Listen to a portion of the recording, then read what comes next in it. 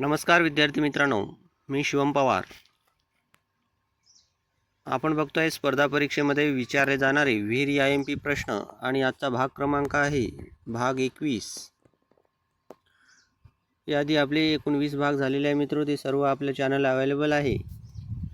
तर आपल्या चॅनलला लवकर सबस्क्राईब करून घ्या आणि व्हिडिओ जर आपणास आवडला तर व्हिडिओला लाईक करा आणि आपल्या गरजू विद्यार्थी मित्रांपर्यंत शेअर करा. तेव्हा बघूया आजचा पहिला प्रश्न क्रमांक 1. देशी गाईला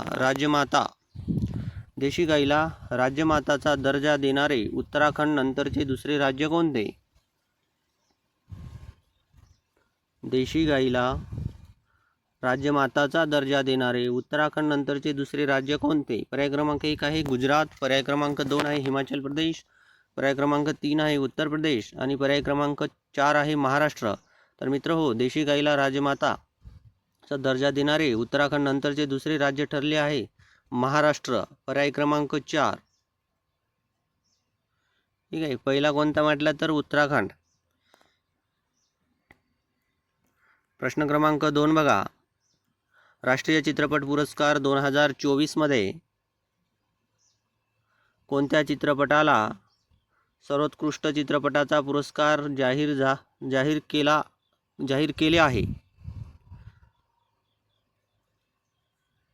मित्रो, नुकतेच 74व्या राष्ट्रीय चित्रपट पुरस्कार सोहळा पार पडला. ठीक आहे, कुठे? दुबईमध्ये. कितव्या नंबरचा? 74वा.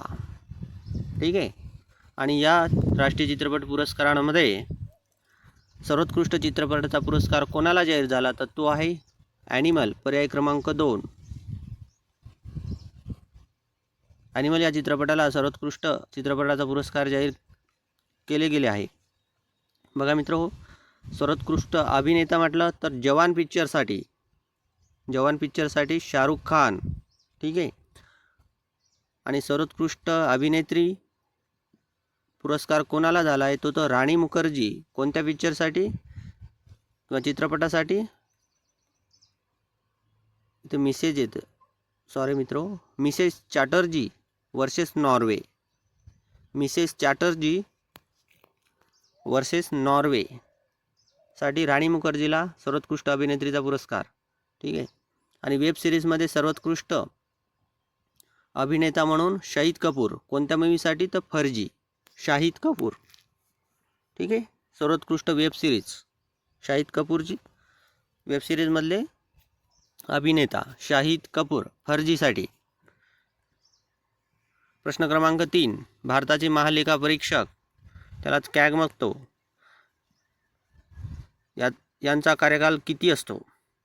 बघा, भारताचे महालेखा परीक्षक संविधानातील कलम 148 नुसार भारताला एक महापरीक्षक किंवा महालेखा परीक्षक असेल. ठीक आहे, त्यांचा कार्यकाल किती वर्षाचा असतो असा प्रश्न आहे मित्रो. तर त्यांचा कार्यकाल किती वर्षाचा असतो? पर्याय क्रमांक 1 बघा 6 वर्ष, पर्याय क्रमांक काय 2 जास्तीत जास्त 70 वर्ष, पर्याय क्रमांक 3 आहे 6 वर्ष किंवा 70 वर्ष, पर्याय क्रमांक 4 आहे 5 वर्ष किंवा 65 वर्षे. बघा, योग्य उत्तर होईल भारताचे महालेखा परीक्षक यांचा कार्यकाल तो असतो मित्र हो 6 वर्ष किंवा 70 वर्ष. 6 वर्ष किंवा 70 वर्ष. ठीक आहे, दोनपैकी जे आधी घडेल तो लागू होणार. प्रश्न क्रमांक 4. खालीलपैकी कोणत्या कलमात राष्ट्रपतीच्या क्षमादानाच्या अधिकाराचा उल्लेख आढळतो? पर्याय क्रमांक 1 आहे कलम 52, पर्याय क्रमांक 2 आहे कलम 61 आणि पर्याय क्रमांक 3 आहे कलम 80, पर्याय क्रमांक 4 आहे कलम 72. तर राष्ट्रपतीच्या क्षमादानाच्या अधिकाराबद्दल उल्लेख कुठे आढळतो मित्र संविधानामध्ये? तर कलम 72 मध्ये. अपराधीला समजा उमरकैद झाली असेल किंवा फाशीची शिक्षा झाली असेल तर तो राष्ट्रपतीकडे अर्ज करतो क्षमादानाचा. तेव्हा राष्ट्रपती हे पूर्णपणे स्वतः डिसाईड करू शकतात की त्यांना क्षमा करायची आहे किंवा त्यांच्या शिक्षेमध्ये कोणता बदल करायचा आहे. ठीक आहे, एका अपराधीला 3 वेळेस चान्स मिळतो मित्र हो राष्ट्रपतींकडे क्षमादानाचा अर्ज करण्याचा. ओके, 3 वेळेस पण नाकारण्यात आले असेल तर चौथ्यांदा तो अपराधी पुन्हा अर्ज करू शकत नाही. कलम 72. ठीक आहे. कलम 52 मध्ये काय दिलं आहे? भारताचे राष्ट्रपती, भारताला एक राष्ट्रपती असेल. कलम 61 मध्ये काय दिले आहे? राष्ट्रपती विरोधातील महाअभियोग खटला. ठीक आहे. आणि कलम 3 मध्ये काय आहे? कलम 80 मध्ये काय आहे मित्र हो? राज्यसभा. चला पुढे. प्रश्न क्रमांक 5. कोणत्या कायद्याने हिंदुस्थानात व्यापार करण्याचे ईस्ट इंडिया कंपनीचे एकाधिकार काढून घेण्यात आले? कोणत्या कायद्याने हिंदुस्थानात व्यापार करण्याचे ईस्ट इंडिया कंपनीचे एकाधिकार काढून घेण्यात आले? पर्याय क्रमांक 1 आहे चार्टर ॲक्ट 1993. पर्याय क्रमांक 2 आहे चार्टर ॲक्ट 1913. पर्याय क्रमांक 3 आहे चार्टर ॲक्ट 1933 आणि पर्याय क्रमांक 4 आहे रेग्युलेटिंग ॲक्ट 1773. तर हिंदुस्थानात व्यापार करण्याचे ईस्ट इंडिया कंपनीचे जे एकाधिकार होते मित्र हो ते चार्टर ॲक्ट 1813 नुसार काढून घेण्यात आले. पर्याय क्रमांक 2. ठीक आहे. भारतात व्यापार करण्याचे एकाधिकार काढून टाकले, परंतु चीनसोबत चहा आणि अफू म्हणजे गांजा. चीनसोबतचा जो चहाचा आणि अफूचा व्यापार ईस्ट इंडिया कंपनीचा होता तो एकाधिकार तो कायम ठेवण्यात आला, परंतु चार्टर ॲक्ट 1933 नुसार चीनसोबतील जो हा एकाधिकार होता तो पण काढून घेण्यात आला होता. ठीक आहे. इथे आपल्याला हिंदुस्थानात व्यापार करण्याचे एकाधिकार कोणत्या कायद्याने काढून टाकण्यात आले? कोणाचे? ईस्ट इंडिया कंपनीचे. तर चार्टर ॲक्ट 1813. ठीक आहे. प्रश्न क्रमांक 6. कोणत्या कारणामुळे भारतीय राष्ट्रीय सभेची पहिली बैठक ठरल्याप्रमाणे पुण्यात न होता मुंबईमध्ये घेण्यात आली? बघा मित्र हो, राष्ट्रीय सभेची स्थापना कधी करण्यात आली आहे? 28 डिसेंबर 1885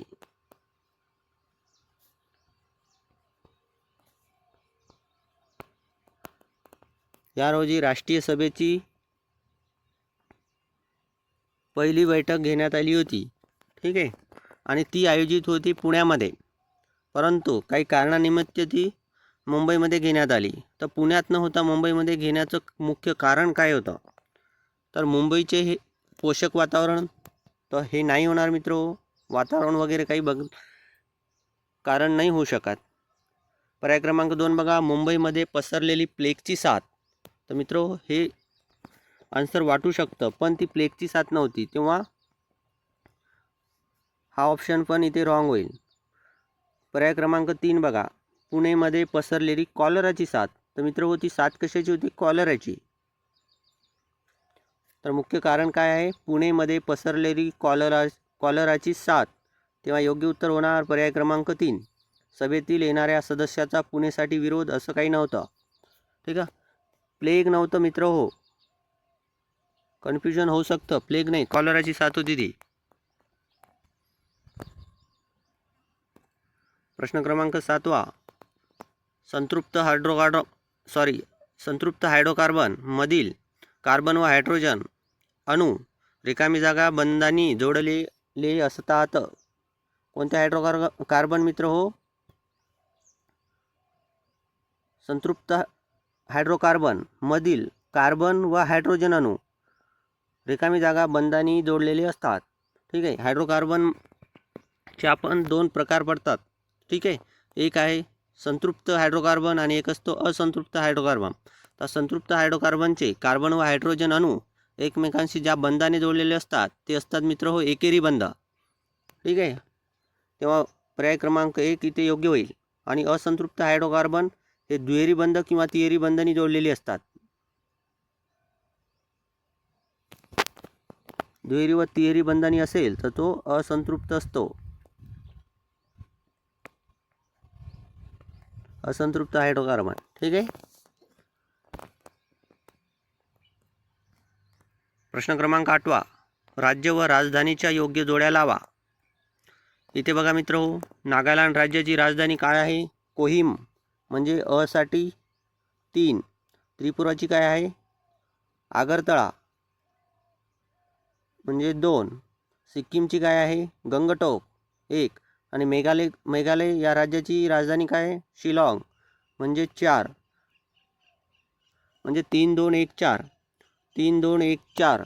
पर्याय क्रमांक 3. प्रश्न क्रमांक 9 बघा. खाली दिलेल्या भारतातील वित्त आयोग व त्यांचे अध्यक्ष यांच्या जोडीपैकी कोणती जोडी चुकीची आहे? काय म्हटलं आहे मित्र? भारतातील वित्त आयोग व त्यांचे अध्यक्ष यांच्या जोडीपैकी कोणती जोडी चुकीची आहे? बघा, पर्याय क्रमांक 1 आहे 12वा वित्त आयोग श्री रंगराजन. हे बरोबर आहे मित्र. 12व्या वित्त आयोगाचे अध्यक्ष रंगराजन होते. 13वा वित्त आयोग विजय केरकर, हे पण योग्य आहे. 14वा वित्त आयोग वाय व्ही रेड्डी, हे पण बरोबर आहे. 15वा वित्त आयोग अरविंद पनगडिया, हे इथे चुकलेली जोडी आहे मित्र. 15वा वित्त आयोगाचे अध्यक्ष होते एन के सिंह.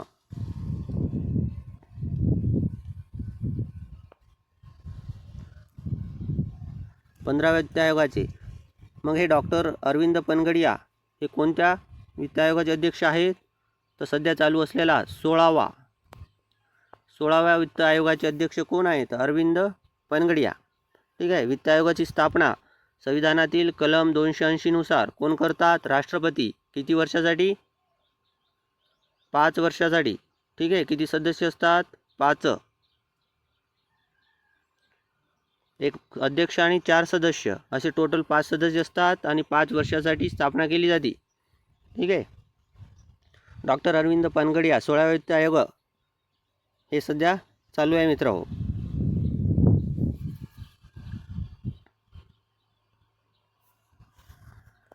प्रश्न क्रमांक 10. न्यूमूर हे बेट खालीलपैकी कोणत्या 2 देशांमधील विवाद विषय गणला जातो? कोणतं बेट मित्र हो? न्यूमूर हे बेट खालीलपैकी कोणत्या 2 देशांमधील विवाद विषय गणला जातो? तर मित्र हो, न्यूमूर हे भारत आणि बांगलादेश या 2 देशांमधील विवाद विषय गणला जातो. कारण या न्यूमूर बेटावर भारत स्वतःचा हक्क दाखवतो, तर बांगलादेश पण स्वतःचा हक्क दाखवतो. ठीक आहे. तो म्हणतो आमचा बेट आहे आणि भारत पण म्हणतो आमचा बेट आहे. सध्या ते भारताच्या ताब्यात आहे मित्र हो, आणि त्यावर सध्या विवाद आहे. तेव्हा पर्याय क्रमांक 1 भारत बांगलादेश. प्रश्न क्रमांक 11. भारतीय एक्झिम बँकेचे प्रमुख कार्य कोणते? पर्याय क्रमांक 1 आहे कृषी व ग्रामीण विकासासाठी वित्तपुरवठा. पर्याय क्रमांक 2 आहे भारतीय औद्योगिक क्षेत्राला वित्तपुरवठा. पर्याय क्रमांक 3 आहे डबघाईला आलेल्या बँकेला वित्तपुरवठा. आणि पर्याय क्रमांक 4 आहे भारतीय निर्यातदार किंवा आयातदार यांना विस्तृत वित्तपुरवठा. तर योग्य उत्तर होईल मित्र हो पर्याय क्रमांक 4. भारतीय व्यापारी जे असतात, निर्यात करणारे म्हणूया किंवा आयात करणारे, ठीक आहे, त्यांना विस्तृत वित्तपुरवठा करणे हे प्रमुख कार्य असते एक्झिम बँकेचे. ठीक आहे. याची स्थापना कधी झाली मित्र हो? 12 एप्रिल 1980 मध्ये. ठीक आहे.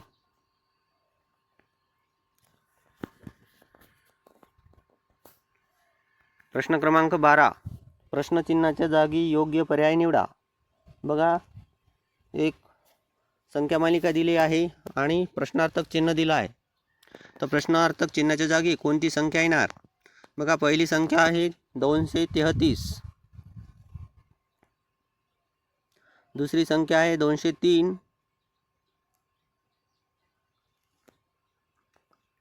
तिसरी संख्या आहे 175 आणि चौथी आहे 149. तर यानंतर कोणती संख्या येईल? बघा मित्र हो, 233 म्हणजे काय? 15चा वर्ग किती येतो? 15चा वर्ग असतो 225. म्हणजेच 15चा वर्ग अधिक 8 म्हणजे किती होणार? 15चा वर्ग 225 आणि 8 233. नंतर 14चा वर्ग असतो प्लस 7. 14चा वर्ग किती असतो 196. 196 प्लस 7 म्हणजे 203. नंतर 13चा वर्ग प्लस 6. 13चा वर्ग किती असतो 169 प्लस 6 म्हणजे 175. नंतर 12चा वर्ग प्लस 5. 12चा वर्ग किती असतो 144 प्लस 5 म्हणजे 149. ठीक आहे. आणि शेवटी काय येणार 12 संपल्यानंतर त्याच्या आधी 11. 11चा वर्ग प्लस 4 करावा लागेल. ठीक आहे. 11चा वर्ग किती असतो 121 आणि प्लस 4 म्हणजेच 125. तर उत्तर होणार पर्याय क्रमांक 2 125. प्रश्न क्रमांक 13 बघा. संबंध दिला आहे आणि प्रश्नार्थकच्या ठिकाणी कोणती पर्याय योग्य ठरेल ते इथं ओळखायचा आहे मित्र. बघा 8BQ चा संबंध आहे 17DO सोबत. तर याचा सेम संबंध 21CR सोबत काय असेल. ठीक आहे. जसा 17DOचा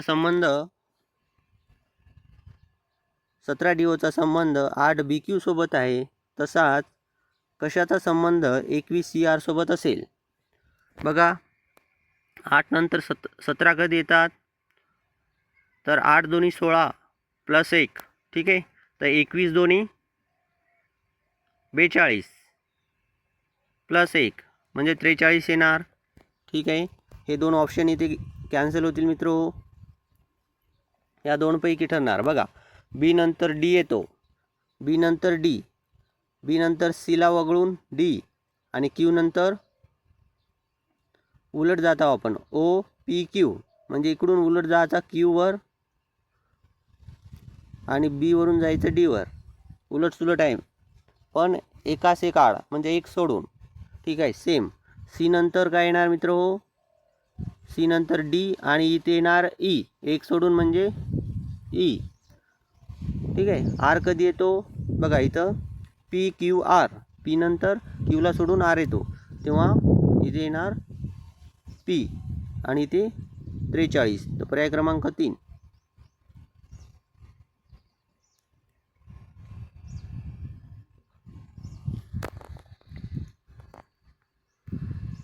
प्रश्न क्रमांक 14. 3 मार्च 2004 हा दिवस जर सोमवार असेल तर 3 मार्च 2011 या दिवशी कोणता वार असणार. बघा मित्रो 3 मार्च आणि 3 मार्च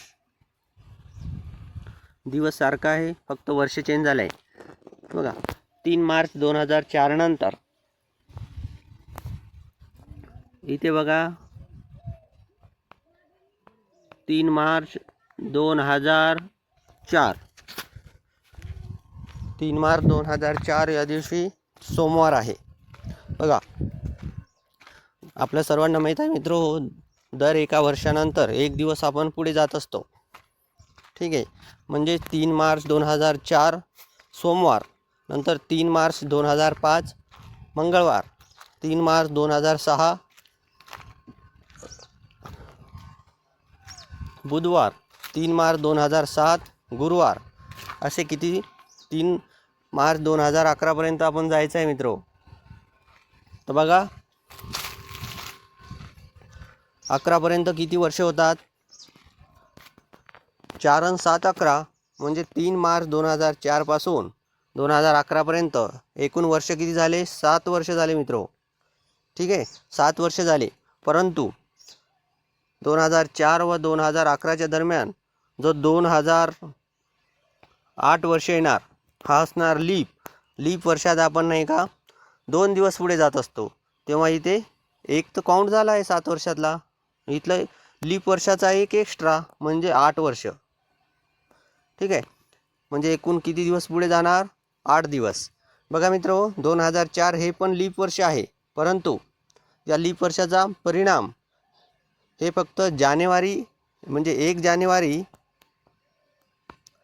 ते 29 फेब्रुवारी दरम्यानच पडत असतो मित्रो. त्यानंतरची कोणती जरी तारीख असेल म्हणजे 29 फेब्रुवारी नंतरची कोणती पण तारीख जर आपण लीप वर्षातली घेतली तर त्याच्यावर त्याचा परिणाम पडणार नाही, कारण की लीप जो दिवस असतो 29वा फेब्रुवारी महिन्यातला त्यानंतरची तारीख आहे आणि तिथून पुढे जातो आहे, म्हणजे ही तारीख मागेच राहिली, तर याचा इफेक्ट पडणार का याच्यामध्ये?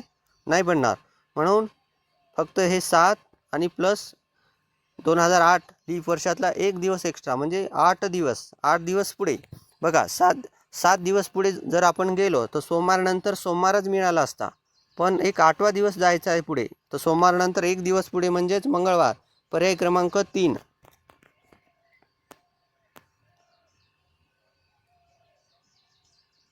प्रश्न 15वा बघा.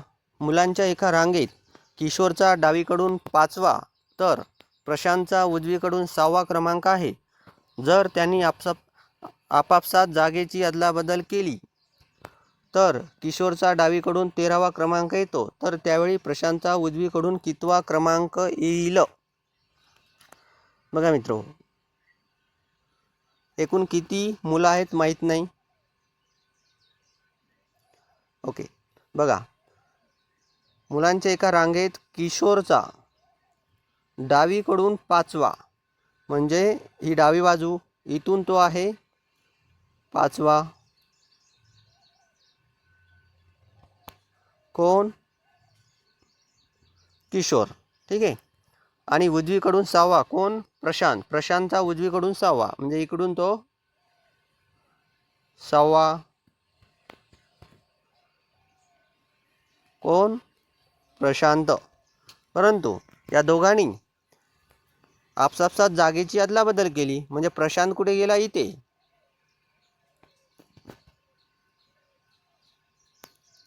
प्रशांत आला किशोरच्या ठिकाणी.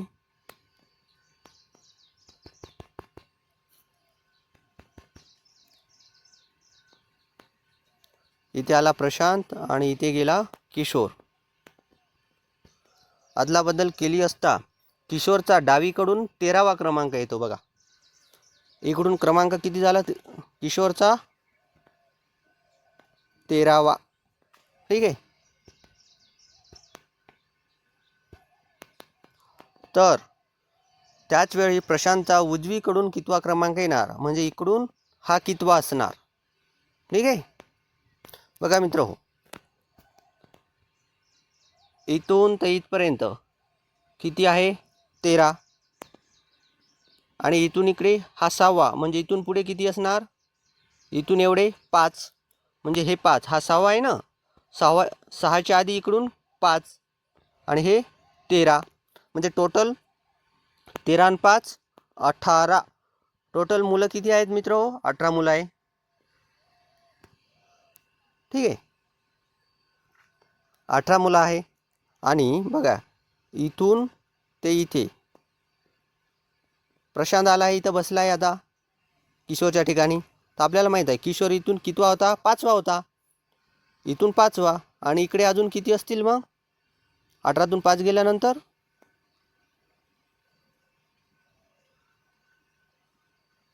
इथून तो 5वा आहे ना, तर 18तून 5 गेल्यानंतर हे 5 गेले, तर इकडे किती मुलं राहिलेत? 13, म्हणजे इकडे टोटल 13 मुलं. 13 नंतर 14वा कोण असेल मग? उजवीकडून प्रशांत. पर्याय क्रमांक 3. ठीक आहे. तेव्हा मित्र आजचे 15 क्वेश्चन आपले इथे संपलेले आहे. व्हिडिओ जर तुम्हाला आवडला असेल तर आपल्या गरजू विद्यार्थी मित्रांपर्यंत व्हिडिओला शेअर करा, लाईक करा आणि जाता जाता आपल्या चॅनलला सबस्क्राईब करून ठेवा. मित्र बघा IMPI क्वेश्चन हे तुमच्यासाठी घेऊन येतो आहे मी. सगळी मेहनत तुमच्यासाठी चालली आहे, तेव्हा तुम्ही कॉपरेट करा, तुम्हाला परिपूर्ण याचा फायदा करून देईल मी. तर मित्र इथेच थांबूया. Thank you so much.